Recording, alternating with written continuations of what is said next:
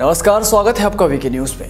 Malaysia ने मुस्लिम समुदाय के साथ ऐसा काम कर दिया है कि अब पूरे देश में मुस्लिम भी खफा है। वो मलेशिया जो मुस्लिम देशों का साथ देने की बात करता है, जहां से भगोड़ा जाकिर नायक विश्व भर के मुस्लिमों को बरगलाने में लगा रहता है, उस मलेशिया ने दुनिया भर के मुस्लिमों को बड़ा झटका दिया है।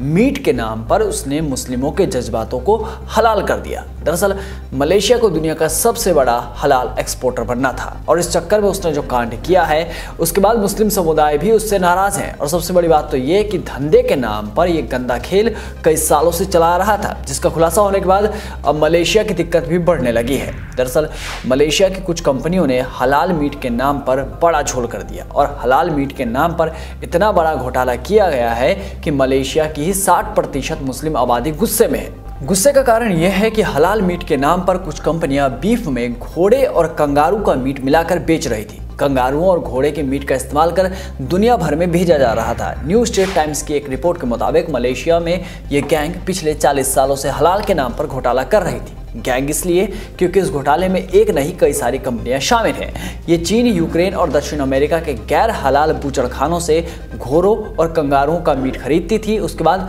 अधिकारियों को भरपेट रिश्वत खिलाई जाती है, फिर उस मीट को बीफों में मिलाकर पूरी दुनिया के मुस्लिम देशों में सप्लाई कर दिया जाता था। हैरानी की बात यह है कि मलेशिया पुलिस ने इस मामले में अभी तक मात्र एक गिरफ्तारी की है, पर किसी का नाम या कंपनी के नामों का खुलासा नहीं किया गया है। मामला इतना संगीन है पर मलेशिया पुलिस की चुप्पी सवाल उठा रही है कि आखिर इस घोटाले की जड़ें कितनी अंदर तक है, कौन कौन अधिकारी इसमें शामिल है।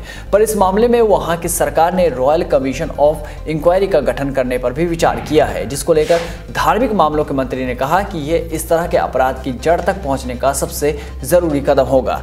इस घोटाले के सामने आने के बाद मलेशिया के मीट व्यापार पर कितना गहरा असर पड़ा है ये भी जान लीजिए। दरअसल कुआलालंपुर के 6000 हॉकरों का बीफ संबंधी सामग्रियों को बेचने की मनाही की गई है। बीफ के नाम पर मिलावट का यह खेल सालों से चला आ रहा था। बता दें कि हलाल का बिजनेस $2.3 ट्रिलियन का है। मलेशिया अकेले $9 बिलियन का एक्सपोर्ट करता है। अब इस गंदे बिजनेस के खेल को भी समझ लीजिए। पहले घोड़े और कंगारू के गैर हलाल मीट को मंगवाया जाता था, फिर उसे बंदरगाह से लाया जाता। इस दौरान अधिकारियों को रिश्वत दी जाती, फिर इसे हलाल सर्टिफाइड मीट और बीफ के साथ मिक्स कर दिया जाता, फिर इन पैकेट्स को दुनिया भर के मुस्लिम देशों में भेज दिया जाता था। इस खेल में कई सारे खिलाड़ी हैं, इसलिए कप्तान कौन है, कोच कौन है, इसका पता लगाना भी बेहद मुश्किल है। अब जिन लोगों को नहीं मालूम कि हलाल मीट क्या है और गैर हलाल मीट क्या है, जिसको झटका भी कहा जाता है, तो बता दें कि हलाल के लिए जानवर की गर्दन को एक तेज धार वाले चाकू से रेता जाता है। इसके बाद सांस वाली नली कटने के कुछ देर में ही जानवर की जान चली जाती है और ये इस्लाम में जायज है। मुस्लिमों में हलाल विधि से काटे गए जानवरों को खासकर खाया जाता है, जबकि झटका में ऐसा नहीं होता। इसमें जानवर को कम दर्द पहुंचाया जाता है। कहते हैं कि इसमें जानवर को काटने से पहले इलेक्ट्रिक शॉक देकर उसके दिमाग को सुन्न कर दिया जाता है ताकि वो ज्यादा संघर्ष ना करे।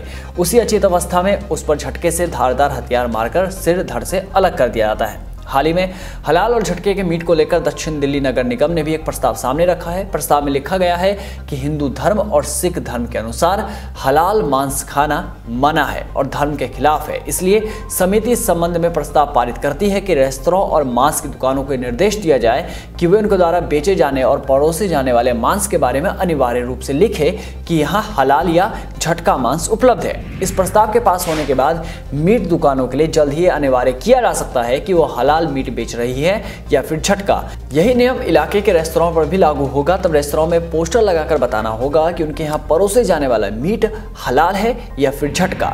अब इस मामले में आगे क्या फैसला लिया जाता है ये अलग बात है, पर मलेशिया से आई इस खबर ने दुनिया भर के मुस्लिमों को चिंता में जरूर डाल दिया है। अब देखना होगा कि जाकिर नायक जैसे लोग जो मलेशिया में ही छिपे बैठे हैं वो इस मामले में क्या कहते हैं। तब तक आप भी बने रहिए वीके न्यूज के साथ। नमस्कार।